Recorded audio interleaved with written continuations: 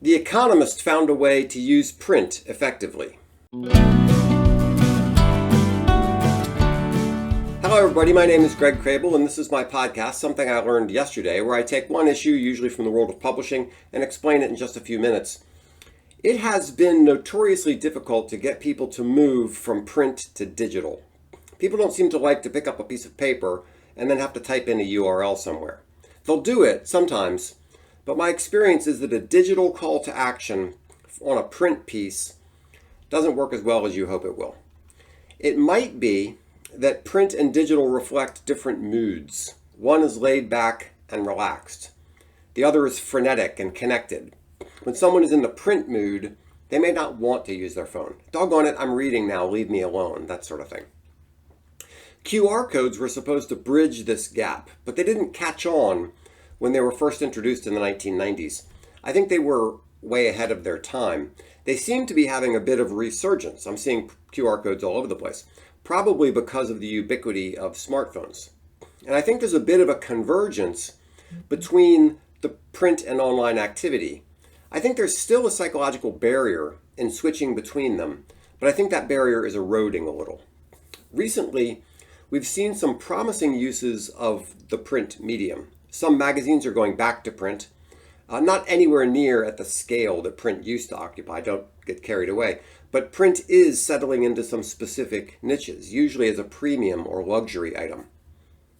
The Economist tested whether a print package could help with digital engagement. It was a smart thing to test. Most welcome series are yet another annoying email. And that raises an interesting point about email. An email is just an email. There's not much you can do to make it look premium. You can put emojis in the subject line, which I recommend against unless you're marketing to teenagers.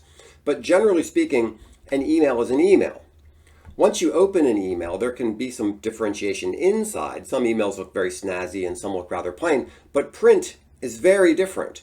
There's all the difference in the world in print. You have postcards, letters, and packages of various sizes. Some are full color, some are black and white. There's a whole lot of differentiation in print. Sometimes print can be quite beautiful, and sometimes it just has a feeling about it. A long time ago, a friend showed me her handheld ham radio, and it was just a cool thing to hold. It felt good in the hand. It felt substantial. It looked sleek. Tangible objects are very different. Print can be that way, and email can't. Now, back to The Economist. They split their new subscribers into two groups. One got a print welcome series, while the other got the traditional email welcome series. The people who got the print package were more engaged with the product. Now, generally speaking, better engagement means better loyalty and better renewals.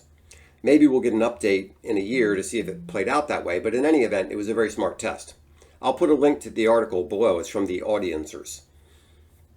There's a bigger point here than just what The Economist did with their welcome package. The point is, don't forget about print. It's not magical. It's never going to have the reach and influence it did a couple decades ago, but it's still a legitimate tool in your toolbox, and in some cases, it's a far better tool than any digital option.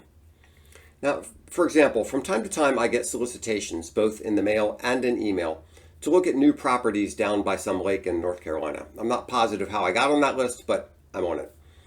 I don't give the emails a second thought, but they go straight to the trash. But I do look at the brochures.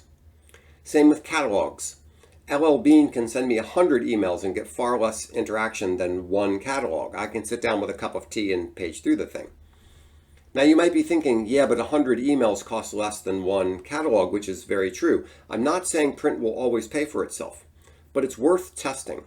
In some specific applications, print may be your best way to reach your audience. When the inbox is crowded, consider the mailbox. So that's my thought for today. I hope it was helpful. If there's some way I can help you with your business, please give me a call. You'll see my contact information on the next page. Thanks so much.